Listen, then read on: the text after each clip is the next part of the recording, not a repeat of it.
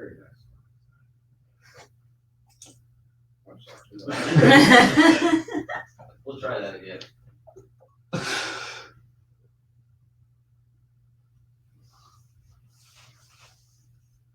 Good morning and welcome to the USA Cares podcast. I'm Matt Castor, I'm your host today, and we have a jam-packed podcast session for you episode today. So we have a full studio. If you're watching us on YouTube, you're going to notice that we've got a full room in here, Trace. We do. Yeah, good morning, by the way. Good morning. How are you? Good. Mr. Trace Chester, President and CEO of USA Cares. Parking lot of Yeah, well, that's pretty much your scapegoat. Exactly. Yeah, if anything goes wrong, it is you. Yeah, absolutely. And we are joined by almost Mrs. Paula Presley. Good morning, Paula. Thank you for having me. Almost. Big days coming up.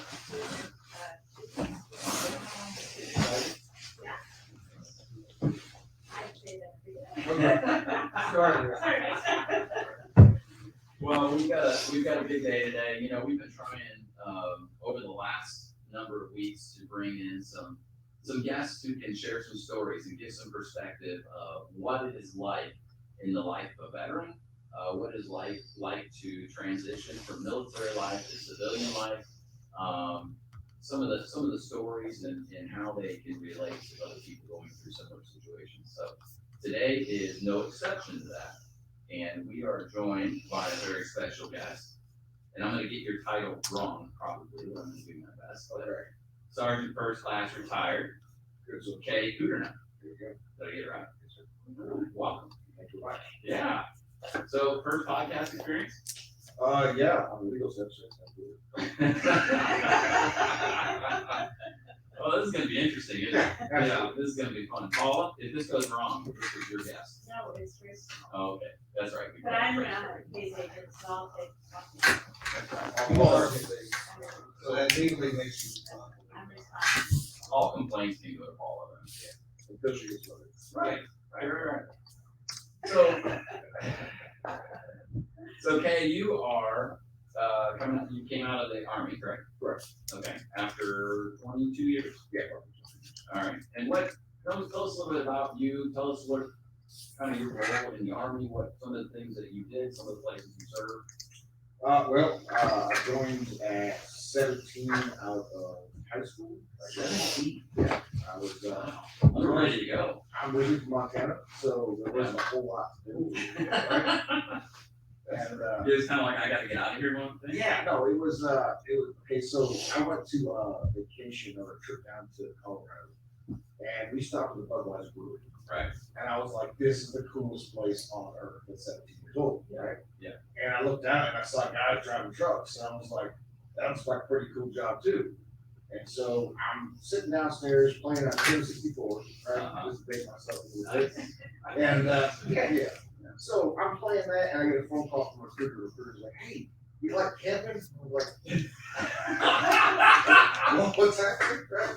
Yeah, I'm That's a like, great opening line. yeah. He's like, you like camping? I was like, I like camping. It's just like camping. Yeah. He's like, you like shooting guns? I was like, bro, you know I'm in Montana, right? Right. Like, Yeah, that's what we do Yeah. every weekend. So he finagles me down there, right? And he's like, well, we can do this reserve thing. We'll check out a job. What kind of job looking for? I was like, well, I could be a truck driver, right? Yeah. And I'll go to the Army, I'll get my CDL, and then I'll come back, do the reserve thing, right? Because I hadn't graduated high school yet. I'll come back, be in the reserves, have my CDL for free, and I'm gonna deliver beer. Right? Nice. At 17 years old, You I had your life plan out. figured out. Nice. So I go to basic, and then when you go to AIT, the split option program. So you go to basic, you finish your high school year, and then you go to your AIT.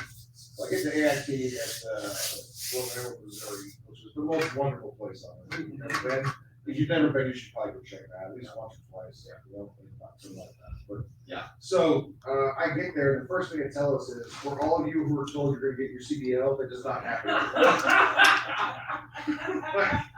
Could you at least tell me that at day two? Grace, was this your approach to recruiting as well? Was this, hey, you like camping? Oh, Yeah. I was asking people, do you like to jump out of the plane? And they know it's just there. well, yeah. And then they get to camp and find out, Yeah, for those of you who thought you were gonna jump out of planes, you're not gonna be doing that. That's what happened either. Yeah. a lot of people will bring up to you, you need money for college. And Wow. You like to jump out of planes. Yeah. And, It's fun. I mean, what is every 18-year-old gonna say? I mean, think about Oh, man. So you get there, they say you're not gonna be getting your CDL, so what do you do? So for 5 weeks, I finished out the AP, right? Okay. I come back and I was in a reserve station for about, I don't know, maybe a year. And I was like, this This isn't like camping This at all. this is not camping, this is not anything, this is, we don't even like, we go out, like, the drills with that, you go out to a drill, we sit there, and I learned how to sleep in between tires. You know, stuff like, yeah, just you sit and sleep on the big tires, the trucks and everything. We never did anything cool. I was telling somebody, I was like, man, I gotta do full time overtime. Right. And, yeah, so, somebody told somebody, and a new recruiter called me, right? Right. He's like, hey man, how you doing? It's like, I've done this before. I know where Nice this try, bud, nice try. New phone, who this, right? So, we start talking, he's like, where's one go active? I was like, yeah. He's like, we'll be a cop. I was like, what? He's like, well, we're doing some cool stuff, right? So, I go in, I get checked out, I do all that stuff, and, that's what they do with the airborne. So he's like, you want to go to airplane? I don't know. And I was like, are you like a paratrooper? He was like, yeah. And I had no idea what I was talking about, right? I mean, literally, the extent of the military knowledge I had is when I came to movie Predator, okay? Wow. Wow. Anything that Arnold Schwarzenegger did is what my knowledge of the military was. Captain Steven Seagal. I wanted to be a Navy Oh SEAL my cook, God. right? I wanted to be a Navy SEAL cook in the Army, okay? And I wanted to go hunt predators, right? That So- seems logical, yeah. Yeah, and so when I went and I ended up going, I was like one of the first people I think ever to get a bonus for airborne school, right? So Wow. all you gotta do is fall out and not die for 3 weeks or 2 weeks, whatever, right? You're like, okay, Seems like a good plan. yeah. So that's actually where I learned to throw for formation, not falling out. Very good. Yeah, that's where you get sick, fall out like $3 grand. Wow. $3 grand. So I gotta tell you, as a former, I spent most of my life as a salesman. Okay. All right. Yeah. You're my dream customer. Oh, You yeah, got oh, I know. recruiters sold you over and over and Yes, over again. yes, I was, I'm like, oh man. it took a long time before I figured out that, I need a helmet. So, yeah. So I ended up going active. I went active as an MP. Correct. Okay. And when you see on TV, like, wow, who be a cop, right? Yeah. And then you get there, and it's like, we're going to the field again today. You're like, what about the cop stuff? I was younger for 4 years before I ever saw a patrol car, right? And I was like, I don't think cops are in the Army, right? And then, of course, there's a joke back and forth with those M scouts, is that we do everything a scout does, and what Right. is we have handcuffs, right? Yeah. And so, of course, that creates so many bar altercations, Yeah. because that's the best time to start talking about whose job better. Right. And everyone hates MPs until they need MPs and blah. But anyways, I did a bunch of cool jobs in the military. Of course, our deployment, I was the second wave in Iraq in 04. And then we did I actually there we declared Mighty Army as a hostile. Mm. And so that was a crazy turn. And then I went to Afghanistan in 2010 with the 101st, different places like that. So on the MP side of the house, I got to work, undercover narcotics with the military. I got to do a lot of tactical law enforcement stuff. And then, of course, a lot of the deployment stuff when you go there and you're training host nation police how to do stuff, and you're training them how to collect information and how to plan stuff. Now let's put us all together. Let's go find that guy. And we go out and squad at a time, go live with the group, teach them all that stuff, and we go do that. And it was really fun. Then there's times, of course, that pardon my French, but you flat penny in your butt cheeks because there's some serious, scary moments. But a funny moment that happened that's not. There's a certain sense of humor you have to have. Okay. Yeah. And we twisted sense of humor. Yeah, you call it smart, but we had I've always been kind of non-reactive to a lot of things. You get exposed to a lot of things, you get kind of dulled out. Right. So it takes something crazy to go, what? You know? If that happens, just people throwing up in the corner and everything else, you know? But, we That's did. how I feel about working in I I'm still a little shell shocked by But all I this. asked you about that, do you want to come work at USA here? Yeah, it's You kind of like like camping? camping. Yeah. All right, go ahead. I'm sorry. So we did a hit on this place, and we hear a grenade go off inside, and we're running out. We breached the first mark, and then we're holding that to let the whole station go into the work. Okay? We hear explosion go off, grenade sound, explosion, and we're like, okay, who's doing a grenade? And then right next, one of the guys with me, he's like, "Where the hell did they get grenades?" Like, I was like, okay, so that's somebody else's grenade. Okay, All right, that's not So ours. what they did have was 203s, and that's the grenade launcher on the bottom of their team. Mhm.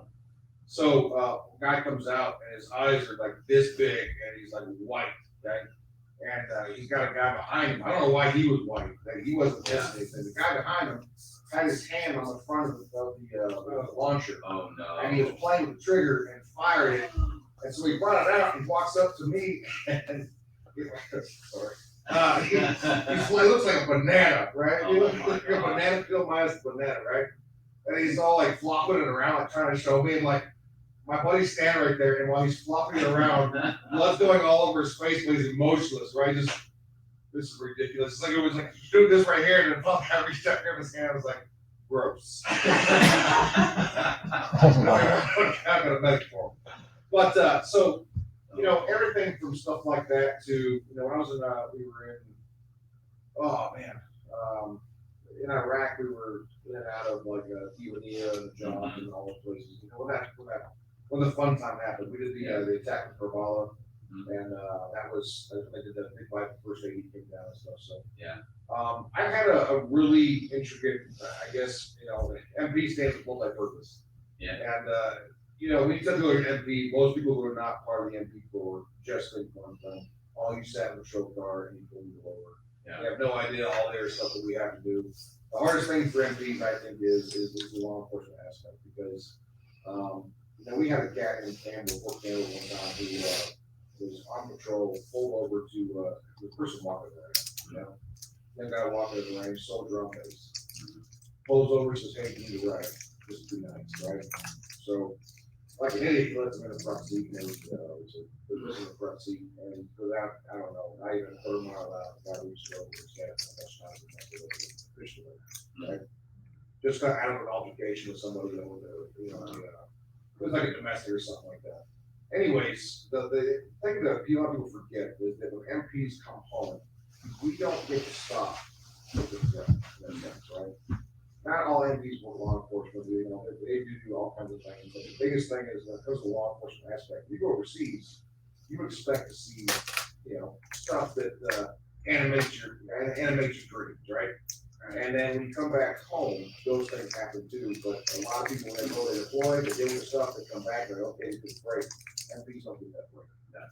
And so that's why everyone thinks that MPs are able, you know, because they're always angry and stuff. And you do have some young kids who are, I mean, think about it. You give a badge and a gun to an 18-year-old and say, go play cop, right? And then he pulls over some sergeant major and he's like, I'm just your wife's registration. And you're like, Yeah. oh my God, this is gonna turn out fantastic, right? But yeah, so it's a lot of things. But I've had a vast career of things. I went to air assault school. You know, got to experience that. Now, everyone always asks the difference between air assault school and airborne school. Yeah. Airborne school, you just have to learn how to fall, right? And not fall out of formation. And then air assault school is a lot of the you know, intellect aspects. Basically, can you deal with anxiety? That's what that comes down to. You know, it's not like Pathfinder school where you go there and you're like, I came here to fail, just so everyone knows. Okay, 90% of people do go there. You fail? Okay, well, we're not even upset. We expected that, right? But yeah, so it led me to where I ended up. My last news station was I was in Korea, the JSA. So you know the blue houses, you've ever seen those on TV in Korea? That's the JSA. So I was there for 18 months. That was my introduction to the Army. And it was camp. Sucks, right? So we get there. I went from there to Fort Lewis, that's the time. That's what we deployed to Iraq from, and then also spent some time playing on as a, this is the first time I've been issue for access control. That's where I met my wife after. She worked What's at up, Bill? Pentagon, right? Yeah, she was one house photographer. She was We're good. just staff and stuff. She's got. This guy's a hoot. There was a day she was super. Have you met Alexis? Yeah. This is the new communication manager. Yeah, the new Aubrey. I don't think you got to meet Aubrey. Yeah, they just, Yeah. yeah. She He actually, came on and she left. so Like, at the our same oldest time. son, This is all me for the both of us. Then. That's good. I know if you need me that way. And then he drinks.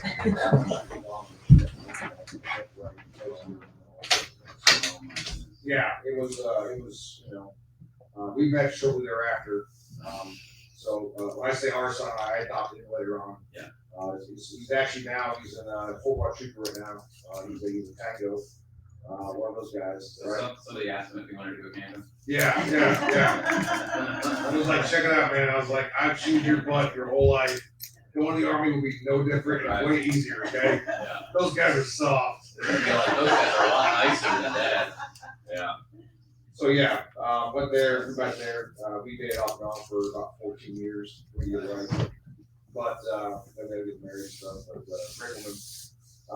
After that, I went to, Fort Knox, spent a lot of time at Fort Knox, and kind of satellited out. And, then it was from Fort Campbell, and then my last, so when you tell the Army I want to retire, right, this is the best part, right? I'm ready to retire now, and they're like, okay. And they're like, yeah, so I'm just gonna ask to stay right here, so it doesn't cost them anything. They're like, cool story, bro, so here's your overseas options. Okay? You've got Korea, you've got, this place that just opened up, we don't even know what it's called yet. And then we've got this other place in the Middle East called Qatar. And I was like, well, they're like, oh yeah, by the way, we also have Bliss and we have Drum. And I was like, okay, go to those. Yeah. Right? Because everyone's fighting to go to Bliss, right? The Afghanistan of the United States. I landed in Bliss one time and I had fallen asleep in the plane. And as soon as we landed, looked outside, I was like, how long have I been asleep? What plane am I on, right? Because it looks like Afghanistan, right? Anyways, so I had to go to Qatar and I spent the last year there. I was a provost sergeant, and the job there is basically you're the NCOIC of all law enforcement operations. K&A security. It was probably the biggest job I had, and it was a great way to go out. Yeah. Had a great team there. Of course, that's when COVID hit, and we were in a different country, and then stuff's going on here with your family, and then we had all kinds of stuff going on there. Just ready to go. Yeah. And I was real ready to go at that point. Yeah. We had a family casualty. My little sister, she passed away when I was there, and they wouldn't let me leave. Right? They're like, well, they straight up told me, they're like, look, if we let you go, we're concerned that you're not gonna be able to come back, and we can't afford to lose you. I was all, if I died today, would you stop working? Like, Right. So at that point in time is when I realized, I was like, you know what, I made the right decision to put my back in, and of course we have 3 younger kids, and those my daughter, when I got ready to leave for Qatar, she's stone cold. Ice water her veins. She's dangerous. She's mean, and she's the most loving person. She's basically a little version of me, but a female, right? And she didn't say anything. And I told her, okay, make sure it's a public place. Like, hey, so Dad's got to leave for a year. One kid was like, my boy's Gavin. He's like, so are we gonna order food or just sit around here? Right? And I was like, okay. And their boy's over here sobbing and stuff. I was like, okay, what's happening? My daughter didn't say anything. And I was like, okay, that's what I'm worried about, right? So. Yeah. Later that evening, she pulled me aside. She's like, Dad, when are you retired? And I was like, no, I'm going to show retire. She's like, I don't know, you can both get away from me. And I was like, oh, okay, maybe that wasn't necessary, but yeah, okay. It was. Yeah, it was. So, that January, I put my retirement. I basically showed up to get it. Hey, here's my process paperwork, here's my retirement pack, okay? It's not my fault, blame Uncle Sam, okay? So I did that, and a lot of people got held back and from COVID because we were working business for a while. Finished out, and that's when I had the pleasure of meeting Paula, right? So, So this is an interesting part of the story, something we were talking about the other day. Paula, before we jump into this too far, talk a little bit about this program that we're gonna be mentioning, this transition program, what you do and what it's all about. So, I manage the Senior Leader Corporate Fellowship Program. It is designed for E7s and above, who are transitioning out of the military into the civilian sector. Okay. I don't have a military background whatsoever, and that's why Trace put me in this position, because I would be the HR manager looking at a resume, and I need to understand that resume. So what I do is I work with the transitioning military personnel and help them rewrite their resume and civilianize the resume. But what the exercise really is it helps the person who's transitioning out articulate how their skill sets in the military can transfer into the civilian sector. Okay. And because when you're in an interview and you explain what Kay did, well, he's got to be able to explain that so I can understand it. Mhm. So that first resume review, I think would take about 3 hours, maybe, I don't know. I just wanted to contact you outside the world.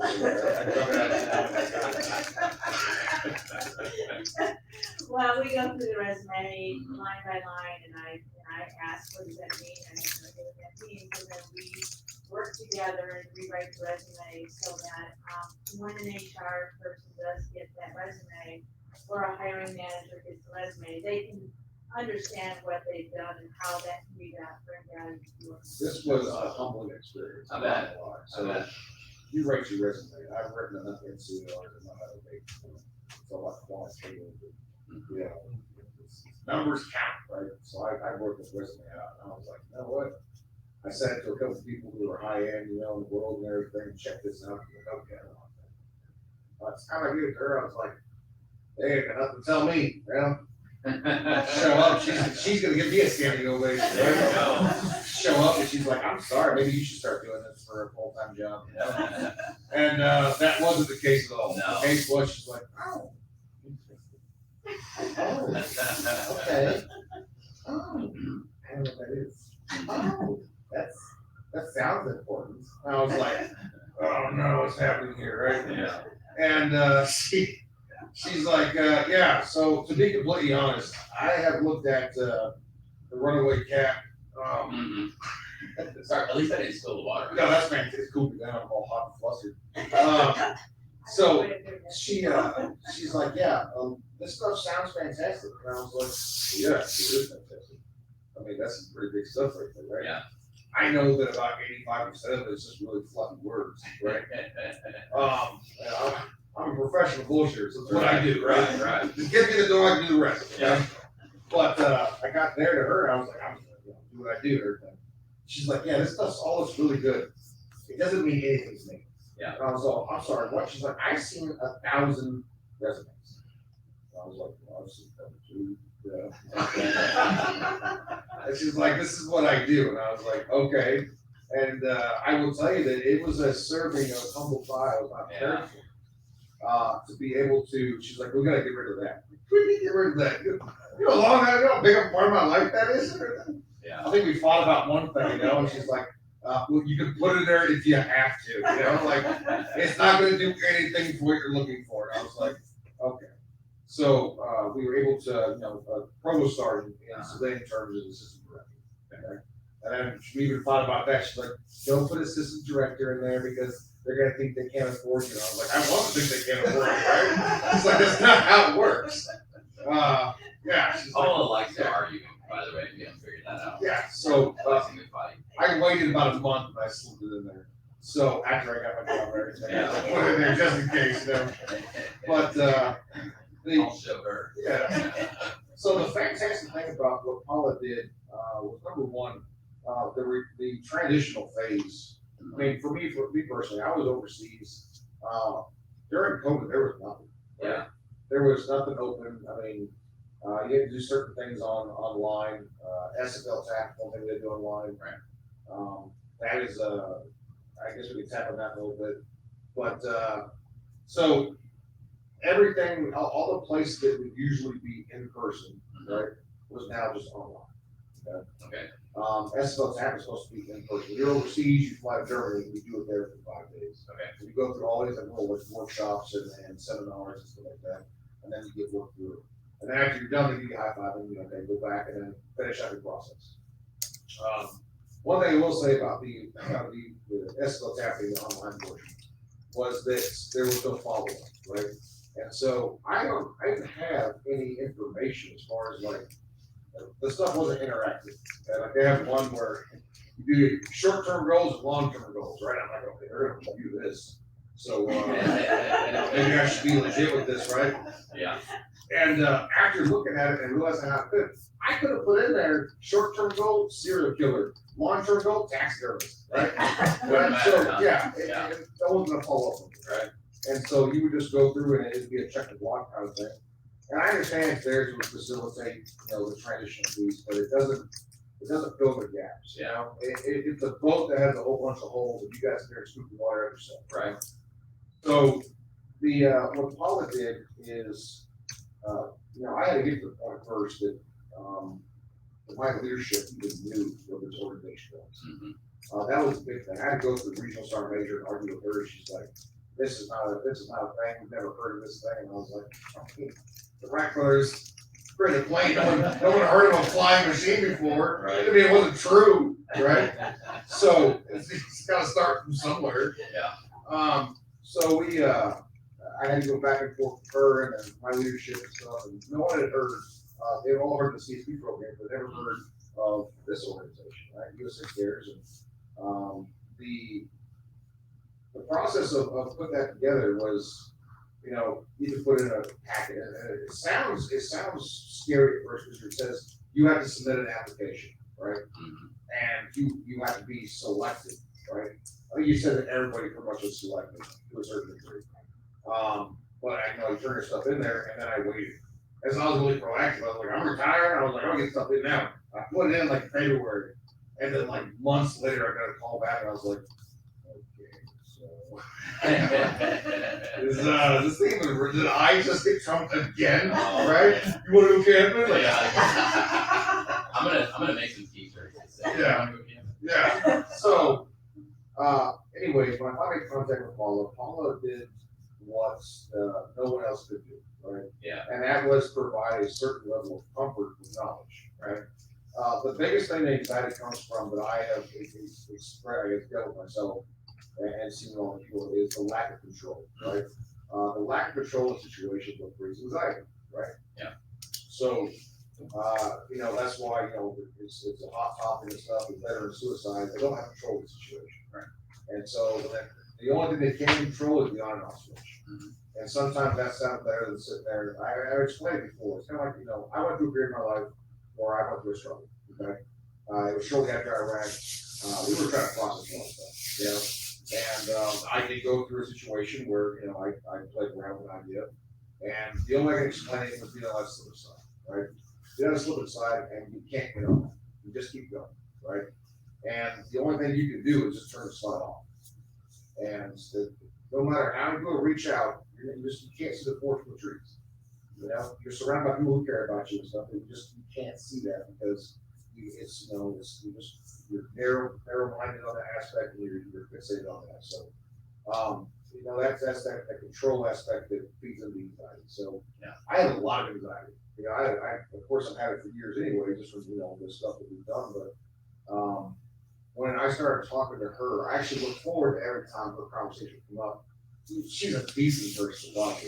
Don't. Yeah, I said decent, I think great person to talk to. Yeah. Yeah. She's like the GED, you're good enough. So, Oh, Paula, you may have a new name. yeah, Jed. Yeah. My name is Jed. Oh. So, yeah, so we started talking, and when she was talking about how USA Cares and you know, the organization, right, is going to move forward and stuff. And even then, it was a lot of like, you know, you try to, when you're in your position, you know, your latter part of your career, you're in control of a lot of things, right? You could say, you know what, I don't like that cup right there, let's move that cup. That cup gets moved, okay? Yeah. So you try to be in charge of or in front of situations there. And when I started getting bits and pieces of information, right? Yeah. I started to be like, okay, well, this will do this, then I had it all planned out. And then every conversation, wipe the board, start over, you know? Because it was like what I thought, it wasn't anything else. And so we got to the resume part, you know? I say it was a humbling experience, and it was. But after looking at it, you look at it again, you're like, holy shnikes, right?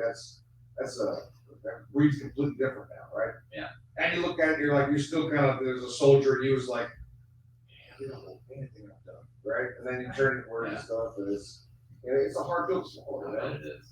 And this is something, you know, Trace, this is something you and I have talked about, and this is something I've learned ever since you sucked me into this crazy world.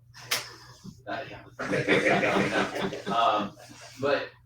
I think a lot of the perception is that veterans, that they come out of the military, and there's this big ceremony and this thank you for all you've done and pageantry and all this stuff. And then all these companies are falling all over themselves to hire you, and everybody's happy and rides off in the sunset. It's not like that. They did a pretty good job of setting that up, though. Yeah, that's kind of the misconception. But the reality is, what? The reality is that you get a hat, a high five, and a blue light card. That's the reality. So all of the schedule that you've known, all of the housing and the way to dress and the way to talk and all that stuff. This is like graduate high school all gone. This is like graduate high school all over again. It's like, oh crap, I gotta go get a job. And I have to adult. Yeah. You know, I know we always joke about getting treated like kids in the military, but really there's a truth to that, because when I get out, I'm like, well, I guess I have to call the dentist now. What the hell does that start happening, you know? Yeah. They're supposed to let me know. They're supposed to plug me until I get my teeth checked, and I get in trouble if I don't get that. And then a year goes by, and you're like, why did I have dental coverage? Yeah. Just stuff like that. No, you're absolutely So right. I think about it in terms of anybody's ever lost a job or left a job, and you're like, what am I gonna do now? And it's kind of that sickening feeling like, I gotta figure this out. But you gotta not only do that with your job, you gotta do that with where you're gonna live. Right. You get your family adjusted to it. It's a lot more. Yeah, so, the aspect where these guys come in was the bridging the gap between where you're at and the unknown, right? Yeah. And you say, how can you bridge to the unknown, right? Mhm. Well, I still have to get through all this other stuff before I get to the next phase of my next chapter of my life. Kind of thing. Yeah. And they really do bridge that gap. The unknown part is, where am I gonna work? Okay? Mhm. But the problem is that it's like playing like GTA, right? Or any kind of video game you played before. If you haven't got that part of the map, it's darked out. Yeah. Okay? Yeah. But it's still there. You Yeah. just haven't seen it yet. Okay? That's how it works for this organization, is that, this is more for me. I mean, you may have some duds out there, I don't know. No, Paula, no, you wanna talk about the duds? No, I don't know, you guys are, everyone is great. Yes, yes. So, when the biggest thing was, okay, look, it was being honest the whole time. Mhm. Okay?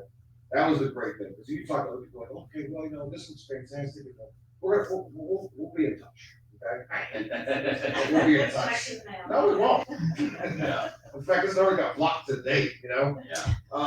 But the aspect of the bridge that gap kind of thing was the honesty aspect. Mhm. What do you want to do?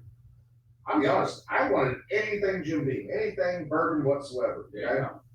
For 2 years, I told everyone I was working for I bourbon. remember that. I was like, I want to get in the bourbon industry. I want to do this, this, and this. And I was like, you know what? I'll move there. I don't care. That's what in the bourbon industry, right? And I get there, and the first day, Trace tells all of us, hey, just so you have to know, about 98% of you won't get the job you didn't get. And I was like, well, this is. Way to bum them out. Yeah. Yeah. So I'm used to this. You know, your guys are not going to CDLs to do this. You know, like, you didn't come here to get the job you guys want. I'm not the hero you want. I'm the hero you need, right? Like, okay, did I just get adopted and then get grounded at the same time? I'm seeing a pattern here. Well, you know, and I noticed that whenever I'm sitting up here and they're all out there and I'm looking at them, because they always come in, the first thing they say, I want this, I want this, I want this, I want this. And it's like, we've learned over time that that's probably not gonna happen. So right away, I'm like, hey, where do you think you're gonna go? Yeah. Speed's depressing, right? When you start. Nice. We're gonna figure out what's That's a going on. nice approach. But the honesty goes beyond that. So the honesty on that aspect is so let's just say we'll stick step back first. Your resume, once it's all cleaned up, okay, goes into a pool. You become a free agent. Yeah. Okay, that's what it boils down to. And there are organizations that are invested in USA Carriers in this program. Right. And they want to try to pull people from this free agency. Yeah. So what happens, it gets thrown in, sorry, words. So, All you did help with It's- come on now. I don't get paid for my vocabulary. It's work in progress. Yeah. So it gets thrown in and they speak to the hiring managers for each organization. They know them, they're a direct line to them. Okay. And they are honestly acting as agents for us. And what's great about that is that it's not just, okay, we're gonna do this for 8 weeks, and if you strike out, and good luck with the best of you. They don't let go of you until you find a job, right? It's like a girlfriend you can't get rid of, she just won't leave, right? You've done everything for her to I've leave. never been referred to as that way. You're not, Okay, I'm just saying, it's there was like a cat you feed once, and it's like never ever, it's your cat now. So the great thing was that when they get there, they're like, okay, so these are the companies that are interested in you. And you're like, okay. Well, because of during COVID, there was like 3 companies, right? And you're like, Yeah. okay. And they're like, all right, so she's all, GE's interested. I said, okay. So what's Jim B doing right now? I'm pretty sure in the part where I said what I'm interested in, I wrote Jim Beam all the way around it 100 times. Yeah. Yeah, what position, what area? I just said Jim Beam, just the whole thing. I was like, I want to work in bourbon. I just figure it out, you know? Yeah. And she's like, so GE's interested. Okay, cool story, bro. What's Jim Beam doing? She's like, well, they didn't really pull for you. Did you send my stuff? We have like an impeccable resume. Let's send them my old resume. Let's see what they think about that one, right? Right? Whatever. I So told you, Paula, if we Yeah. sent the original, we'd have been fine. That's right. yeah. So she's like, okay. She's like, so we're gonna have a conversation. We did it over Zoom, and we talked to them, and they a couple of the better network for GE to get out there. They're talking about all this place, this and it's not that. And I didn't even get a warm and fuzzy from that. I'll be completely honest. I You was, wanted nothing to do with it. yeah, I was like, yeah. In the words of Dr. Evil, how about you? I think that's what she said. Yeah, because I asked them, what's the quality of life? And their response was, we get to go to bed every night. And I was like, I've done that for 33 years. I'm fine with that, But I was like, I don't want to retire just to not see them, right? It's my turn to get back to them and so on and so forth. So, that and my wife and I, we started our farm and stuff out there. So I had to find a balance, Yeah. And so we talked a bit more, and then I ended up doing the fellowship with GE and And when I first got there, as soon as I walked in, I was like, oh no. Right, tell me about the competition. Oh, which ones? When I said we're competition. Oh yeah, she's like, hey, wear comfortable shoes. I usually work out with boots, right? Yeah. And I was like, okay, not a big deal. So I work out with boots all the time. It can't be that bad. So I walk in. First off, these buildings are not measured in square feet; they're measured in acres. Yeah, Okay? they're huge. Yeah, the whole lot is called Client's Park. You need a small cart to get around. They can give you. Or comfortable shoes. So I walk in and I'm on the mezzanine looking over everything, and I was like, okay. Like Chris is probably like, oh wow. So I look at everything, I was like, I am way out of my league. I was like, Paula, we lied on the resume. There's all lies. You messed up. I need to go back. And I was like, I called Jim Beam, I'll be security, I don't care. So I ended up kind of working as called a quality improvement engineer. And basically my job was to do all like the investigations for root cause defects. Okay. And so I work with all the dishwashers, the high dishwashers. There's multiple lines. Mm-hmm. I have the 2 high dishwashers, and basically all I do is all the in-depth, investigations as far as what happened, why it happened, how it happened, and how to prevent it from happening again. Nice. So my law enforcement background actually has really aided this job because I do investigations and I set up the same exact way. Yeah. I actually, the thing anyone watches this, you're gonna know now. On the bottom of my email, right, you always have your Anybody taglines. else worried? Yeah, Okay. no, it's, No, so I always try to mess with people, but, so on the bottom of my email, I have it where it says, in quotations, it's not what you know, it's what you prove, Gandhi. Oh, no.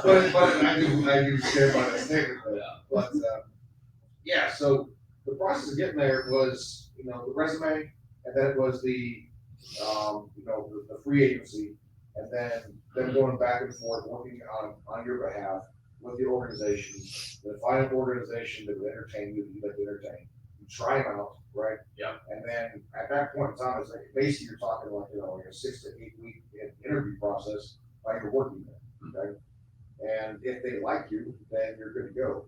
The other part that's fantastic too is they know if you're gonna get hired or not, for the most part. Yeah. Right? Or they know the potential for you to get hired is there. I know we had guys with Jim Dean, they were straight up honest, in the group I was in, and said, look, you're not gonna get hired by Jim Dean, they're not hiring now. So we don't want you to waste your time going there, we want you to get hired. Yeah. And so it's, on the outside looking in for this whole operation, if you look at it, you're like, I don't really know what this thing does. I don't want to invest in the program.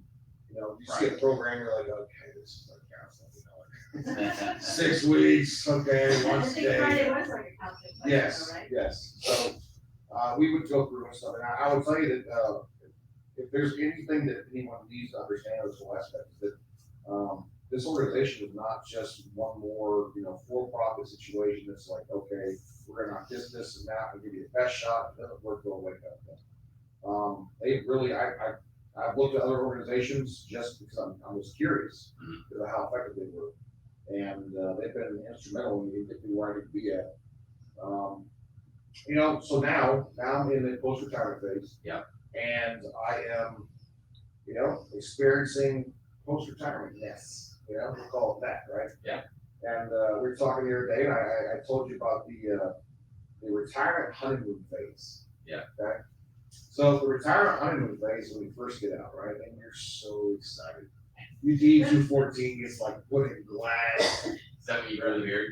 I heard before then, but Oh. yeah. You're in the program. Yeah. Yeah. So I had to shake it off and go final out. That was a sad day too. It was, Clippers are crying, and I'm crying, So my wife's crying. She's like, we're divorced until you grow it back. Yeah, she wasn't talking for a couple days. She's like, you're gonna have a fat baby Yui. I was like, oh, don't say that. Yeah, so I looked at myself in the mirror. I was like, oh God, I did get retirement 10 came pretty quick. So I did that and started in January. Started working for June. Okay. So the post-retirement or the retirement honeymoon, right? Retirement honeymoon phase. So when you get out, you are super excited because there are no more formations at one at a time.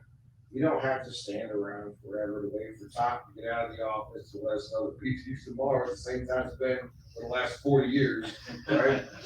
And there's no new information that we couldn't just send us to on our text message.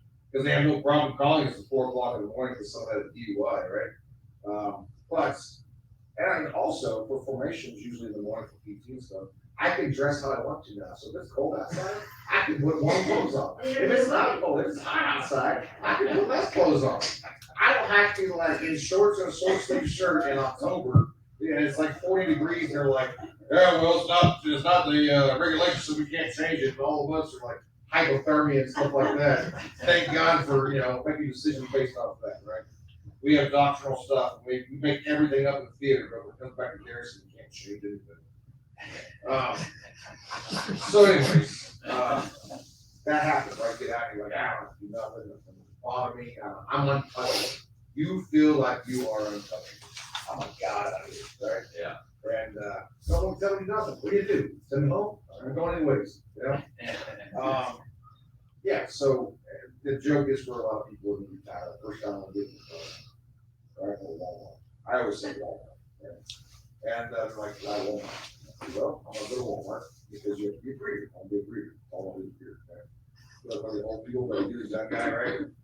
With like a cane and stuff, you know, checking receipts, that there's no reason to check a receipt. Receipts that long, you walk up and like, looks good to me, have a good day. Like, you didn't look at anything, okay? And what if you didn't see something? You gonna arrest me, right? So, anyways, I wanted to be at Walmart. That was always a joke for a long time, right? And for the first month, I'm gonna be employee of the month. No one can touch me. I'll make everyone look bad, okay? I'm gonna be there extra early. I'm gonna be there late. I'm not gonna ask for overtime or nothing. It's gonna be immaculate, okay? Day 31. Day 31, I start showing up with less clothing, right? And I'm like, the day I show up with like underwear and just my red breather vest, and like, sir, and I'm like, sir, just so you know, and I'm gonna be like 30 minutes late, okay? I'm gonna be drunk as all get out, right? And they're like, those guys know I quit. Why do you quit? Because I can. And then just get it out of your system, you're good to go, you know? Just work it through, yeah. Yeah, so when you actually retire, that seems like the scariest idea you could ever come up with. Like that, Yeah. No way I do that, right? Yeah. So when you retire, the honeymoon phase lasts, I'd probably say about 4 or 5 months. It's a good thing. Mm-hmm. And you get a job, if you get a job, everything, you're there, you're doing your work and stuff, and then it's just like there's only so much of an edge you keep you in the military, okay? The things that keep you, disciplined in certain fashions, and then when you're immersed into a new culture, you can't help but kind of absorb some of that culture, and it's almost like, eating like Brussels sprouts as a kid. It's good for you, but it's like, oh god, it's terrible. Yeah. And I mean this in the most loving way, but that's the civilian culture. When you go in and at first, like you walk into the job, you're a rock star, and it's like, oh, you do there. You're like, yes, don't worry about it. No, I'm not going to do this. You're welcome for your freedom, but and you're welcome for my service. But no, so you get there, and then of course that wears off, and then you got to go in and actually do your job. And then at some point, it becomes Groundhog Day. Okay? In the military, yeah, with like formation, but that was the only thing with the same with formation. There's always something different. I mean, granted, you have those days where you're like, let's go unpack the comics for the 4th time today. Why? Because there's nothing else to do, right? And oh, yeah, we need the shields. They're in the comics. Where are the comics? Oh, they're in the back. Really? We need to rearrange the comics. That's what they have those cool PMCS trucks. What are the PMCS trucks for? They need PMCS. We haven't driven 6 months, and they're all broken, right? So it's stuff like that. It's always if you have your parents stuff, it's all over the Yeah. But when it gets down to the aspect of the honeymoon phase being over is when the reality kind of kicks in. Mm-hmm. You don't have if you don't have the ability to talk to people. Yeah. You're on an island. Yeah. Right. And you try to stay in contact with your buddies who are still in, but you find yourself losing contact with them. It's just like PCSing.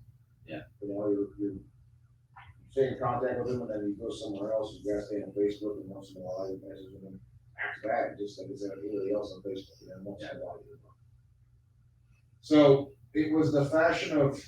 I have a great team. I love the team I work for. The organization's been fantastic. Shout out to GE Alliances, by the way. They have been phenomenal in working with, not only with working USA Cares, but just a genuine love for the military, for veterans, and just going out of their way to make their lives better.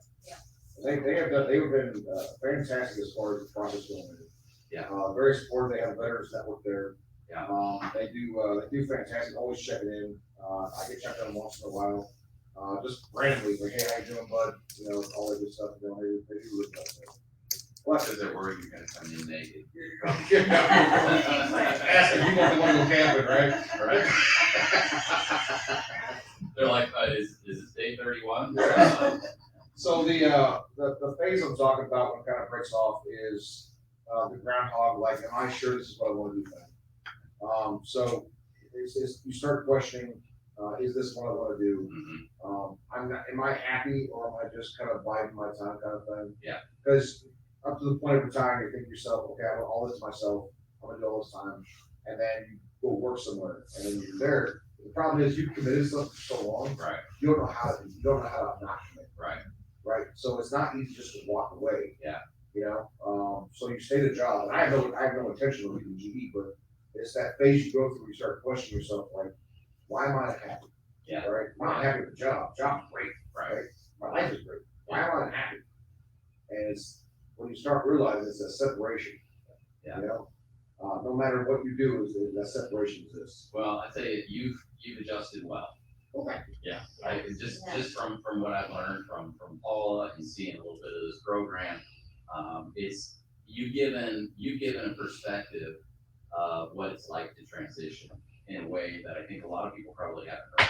So I appreciate you being willing to come on here and share your story, and Paula, great job. I mean, this is what you do, and this is I think a lot of people don't understand what that transition process is like and how you walk them through that, but you're doing a great job, and you've got a lot of unique names to that. So as we wrap up, first of all, Kay, I want to thank you so much again for being on here. Hey, thank you guys for having me, bro.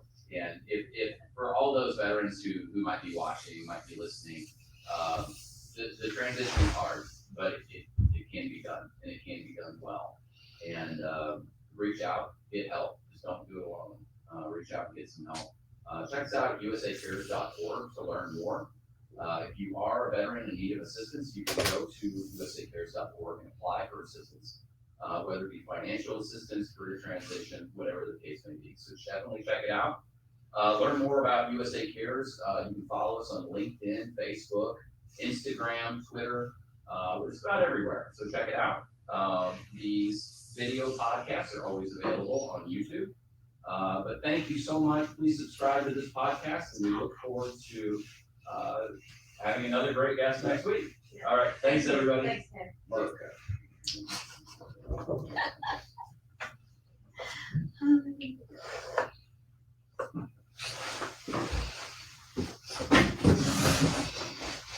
I thought you seemed to be entertained. I said, Kay, it'll be such a colorful show, because it's Kay. You just said colorful shit show. That's what she said. Yeah, it's gonna be a colorful shit show, guys. I apologize in advance. No, I would This is never for not giving me my own parking space.